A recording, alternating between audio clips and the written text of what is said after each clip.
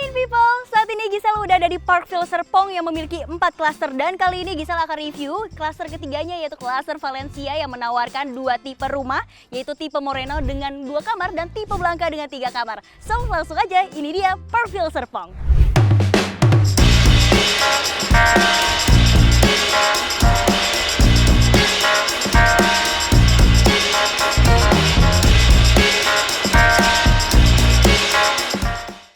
Oke, sekarang di belakang Gisel udah tepat ada nih tipe Moreno yaitu yang memiliki lebar 6 dan panjangnya 10 meter. Oh ya nih, penting ketika kalian membeli rumah ya, perlu diketahui row jalannya berapa lebarnya nih. Kalau di klaster Valencia ini memiliki lebar 7 sampai 10 meter. Jadi luas bisa melintas 2 mobil 2 arah. Terus jaringan utilitasnya di sini juga udah di bawah tanah semua. Jadinya rapi. Next, kita lihat carportnya yuk.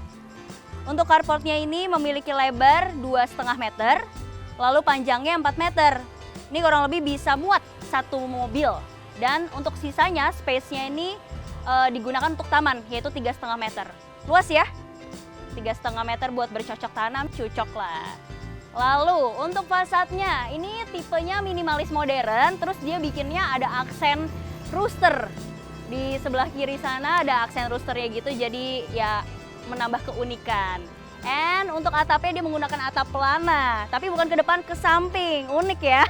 Kalau kita lihat juga nih, dari tampak depannya semuanya ini udah punya banyak jendela. Jadi banyak bukaan, sirkulasi udara maupun cahaya pun pasti cocok. Kalau gitu kita langsung masuk aja yuk.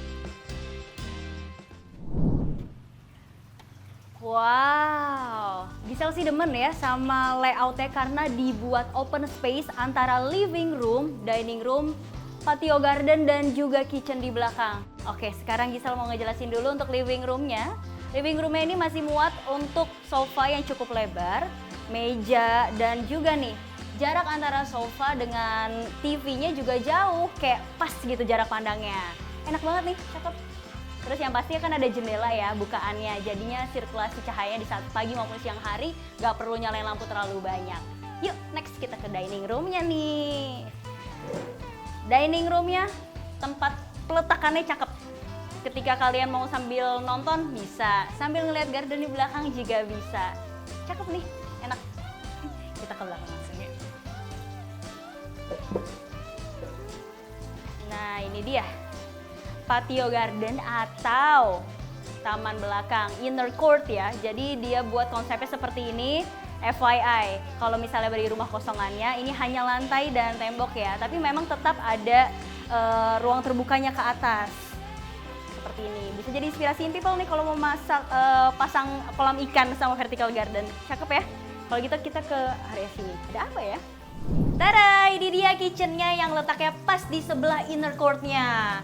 Dan ini cukup luas ya dapurnya, enak, nyaman buat masak, mempersiapkan masakan. Dan kalau misalnya lagi masak nih ada aroma-aroma, bisa langsung kebuangnya di atas sana. Jadi kayak sirkulasinya oke banget sih. Dan juga masih bisa dimaksimalkan dengan laci-laci lemari-lemari yang banyak buat nyimpan-nyimpan kebutuhan masak. Kalau kayak gitu kita langsung ke area selanjutnya yuk.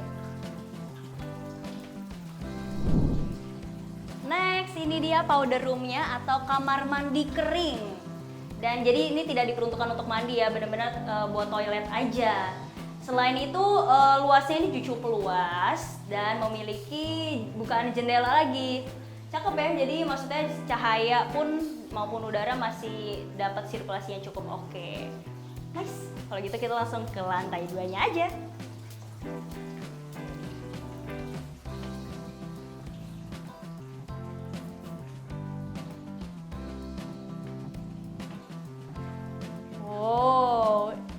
Sangat memaksimalkan space yang ada ya. Di sini digunakan untuk meja kerja atau meja belajar. Terus dapat cahaya juga dari sana. Cakep sih, nice idea. Kalau gitu kita langsung aja ke kamar utamanya. Tada, ini dia kamar utamanya yang masih muat, queen size dan juga lemari yang cukup luas. And my favorite part-nya adalah jendela kacanya yang besar banget. Jadi untuk cahayanya maupun udara sirkulasi itu cakep banget, gak usah diragukan lagi. Next kita ke sini, masih muat meja rias buat ibu-ibu ya, dandan bersiap-siap biar tambah cantik kayak gitu ya. Dan di sini bisa jadi inspirasi people untuk menaruh ambalan, jadi buat rak-rak atau apapun nih masih bisa. Jadi dibuat multifungsi lah ya furniturnya gitu supaya muat banyak segala perabotan. Kalau gitu kita langsung ke sebelah sini. Ada apa nih ya? Dan ini dia kamar mandi utamanya.